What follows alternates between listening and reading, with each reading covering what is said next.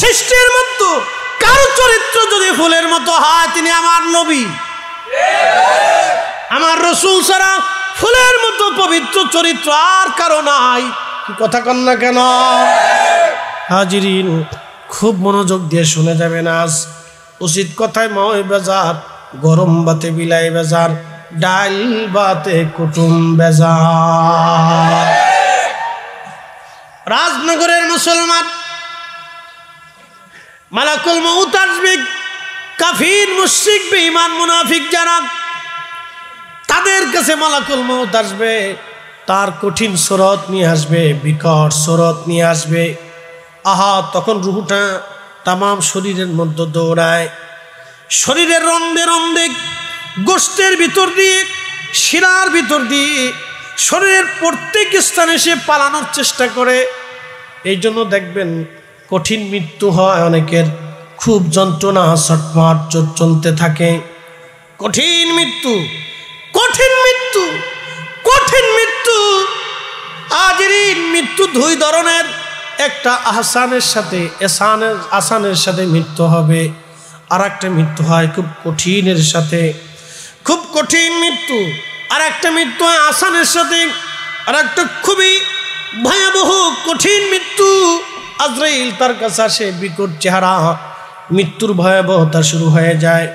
আল্লাহর নবী বললেন, মুনাফিক বেঈমান নাফরমানদের মৃত্যুটা হবে এতটাই ভয়াবহ, একটা উটের চামড়া তুমি যদি জিন্দা হালতে ছেলাও, একবার দুইবার 100 বার একটা উটের চামড়া যদি ছিলানো হয়, যতটা কষ্ট হয়, আল্লাহ নবী বললেন নাফরমানদের মৃত্যুর যন্ত্রণা তার চাইতে বেশি ভয়াবহ হয়। কত কঠিন মউত, কত কঠিন, কত কঠিন। এই জন্য যারা অধিক ইস্তেগফার করে এবং যারা দানশীল হয়, আল্লাহর পথে যারা খরচ করে, আল্লাহ তাদের মৃত্যুটাকে আসান করে দেয় এবং আল্লাহ তাদের মরণটাকে সহজ করে দেয়। এ রাজনগরের মুসলমান, খুবই মনোযোগ দিয়ে শুনে যাবেন। আজ যেহেতু আল্লাহর ওলিদের শানের মাহফিল, এখান থেকে কিছু বুঝে যেতে হবে।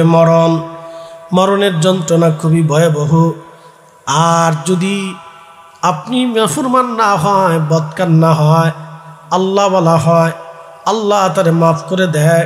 এমন ইমানদার মুমিন মুসলমানের মৃত্যুর সময় আজরাইল আসে, চেহারার সুরত থেকে খুবই নরম এবং খুব মায়াময়ী চেহারা নিয়ে চলে আসে। তখন আল্লাহ ডাক দিয়া, আইয়াতুহান নাফসুল মুতমাইন্নাতু ইরজিই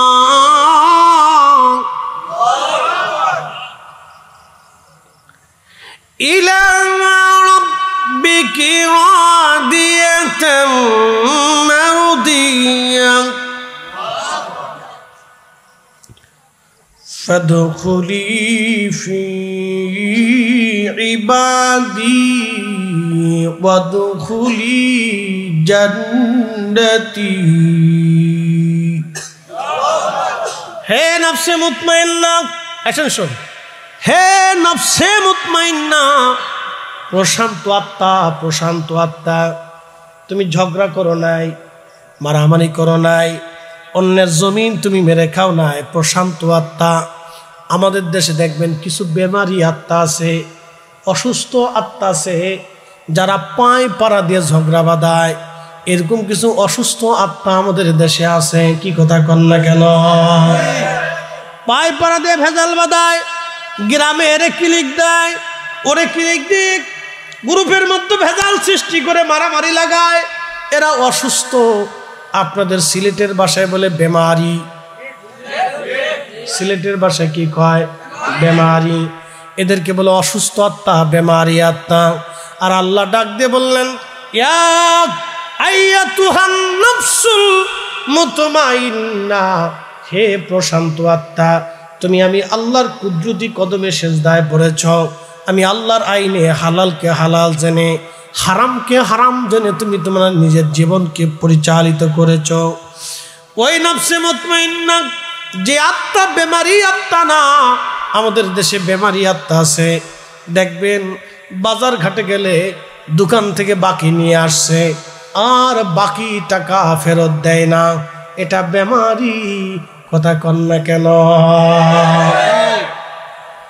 মৌলভীবাজার শহরে আদালতে, টিওন অফিসে, ডিসি অফিসে, এসপি অফিসে মাল ছাড়া কথা কয় না।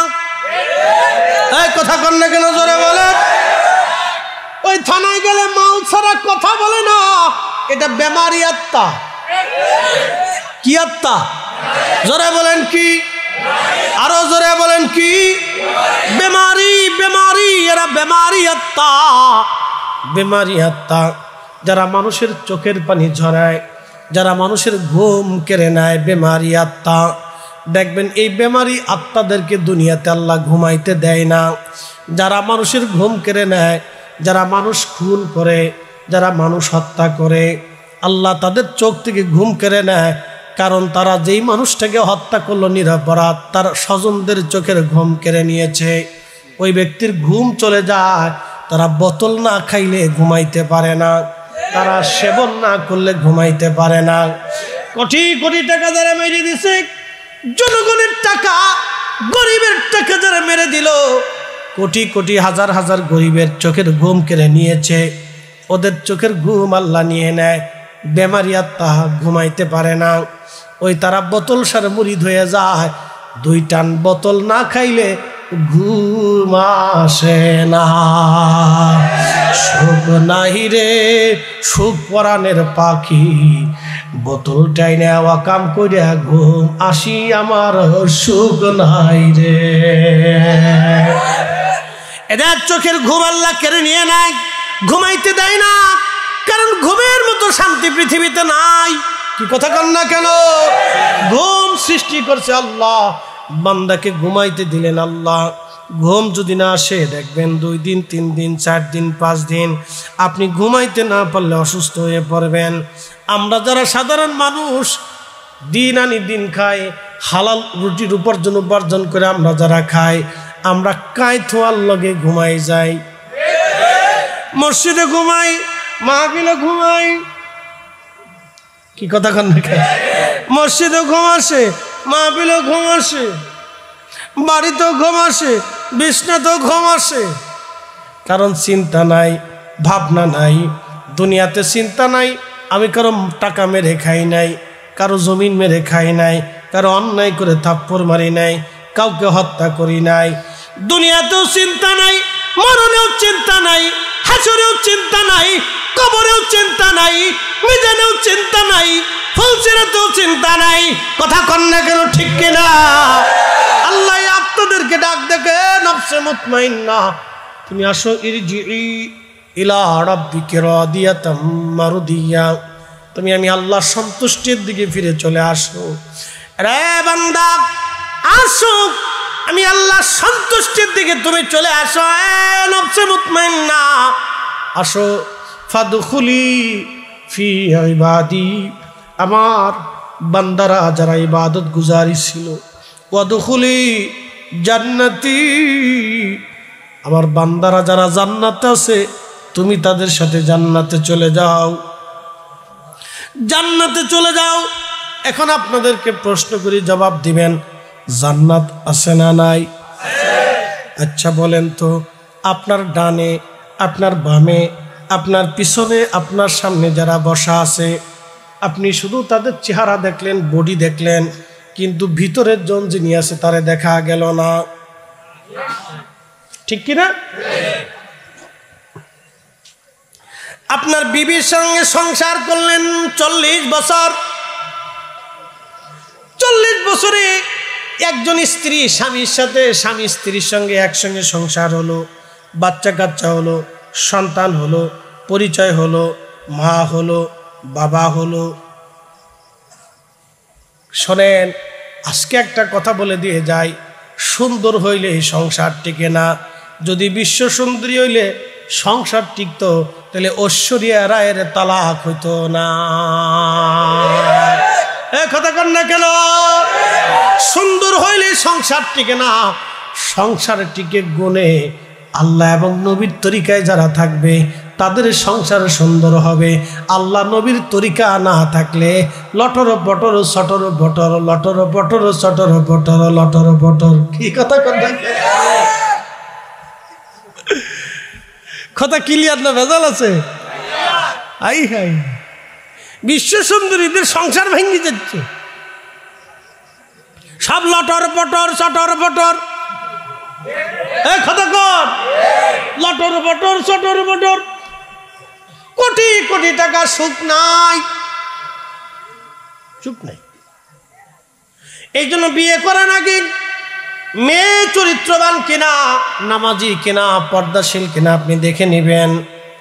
বেপর্দা টিকটক যদি কপালে পড়ে যায় তাহলে কপালে মনে করবেন ঠাডা পড়ে গেছে। প্রিয় রাজনগরবাসী, খুব মনোযোগ দিবেন। এই মালিক আমার আল্লাহ কোরআনে বলেন, আল্লাযী খালাকাল মাউতা ওয়াল হায়াতা লিয়াবলুয়াকুম আইয়ুকুম আহসানু আমালা।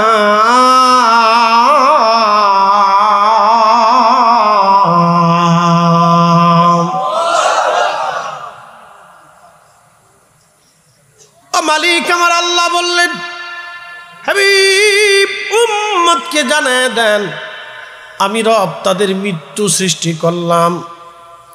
এই মৃত্যুর একটা রূপ আছে, চেহারা আছে। যেমন আমাদেরকে আল্লাহ সৃষ্টি করলেন, প্রত্যেকটা মানুষের এক এক ধরনের চেহারা, কিন্তু গঠন প্রণালী কাঠামো একই রকম, কিন্তু চেহারা আর একটু একটু কোনো রকম ভিন্নতা আছে। এখানে আমরা যতগুলি মানুষ, সবার চেহারা কিন্তু একরকম না।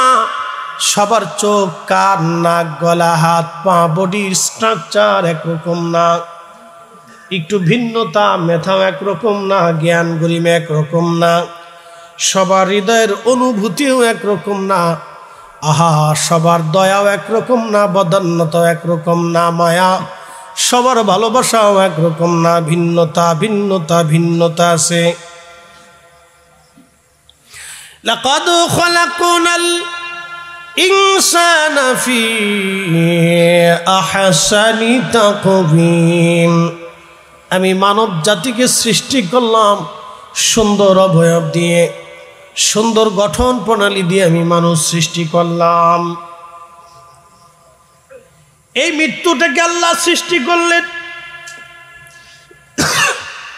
মরণটাকে সৃষ্টি করার পরে আল্লাহ একটা রূপ দিলেন, বিকট ভয়ঙ্কর রূপ। এই মরণটাকে সৃষ্টি করার পরে আল্লাহ তামাম সৃষ্টির ফেরেশতাদেরকে কাতার করে দাঁড়া করাইলেন। কোটি কোটি কোটি কোটি ফেরেশতা আসমান জমিন দিয়ে আল্লাহর সামনে দাঁড়িয়ে গেল। আপনারা জানেন, মালাকুল মউত যিনি, মৃত্যুটাকে যার দায়িত্বে দেওয়া হয়েছে তার নাম আজরাইল, উপাধি মালাকুল মউত। খুব মনোযোগ দেন, কোরআনে আল্লাহ বলতেছেন, কুল ইন্নাল মাউতাল্লাযী তাফিরুনা মিনহু ফাইন্নাহু মুলাকীকুম। যদি টিকটক কবলে পড়ে তো ঢাড়া পড়ে গেছে, আর সুখ পাইতেন না। যুদ্ধ লাগবে, ছাড়াছাড়ি হবে, পাড়াপাড়ি হবে, মারামারি হবে, লটর পটর লটর পটর লটর পটর।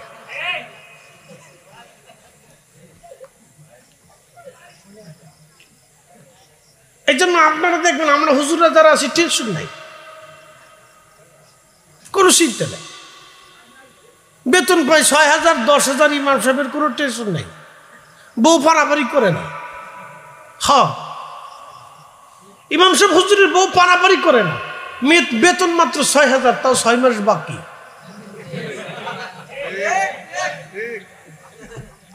কি কথা খারাপ পেয়েছি আমি? ৬,০০০, ৬ মাস বাকি। কমিটি ইউনিয়নও বা কিছু করার নেই, পাবলিকের টাকা দেয় না।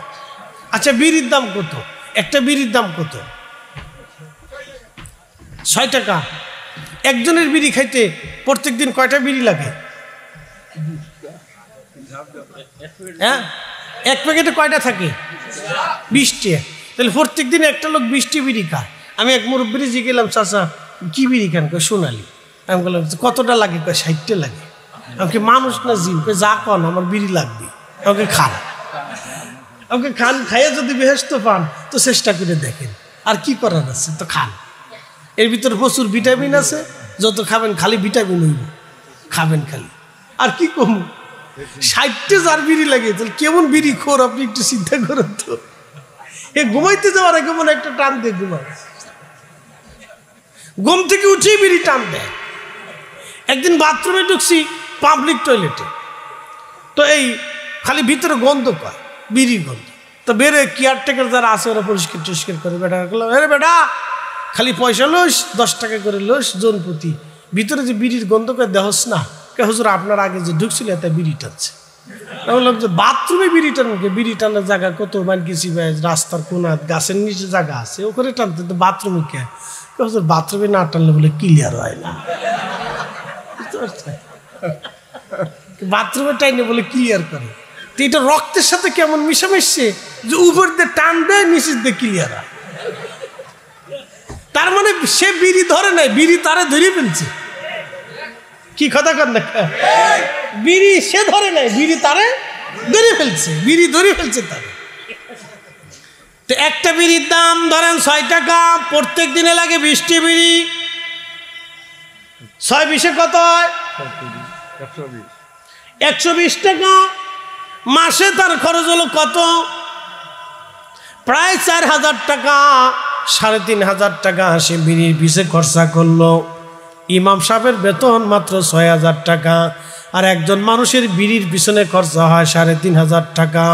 তাহলে বোঝা গেল আমার দেশের ইমাম সাহেবরাও জুলুমের শিকার।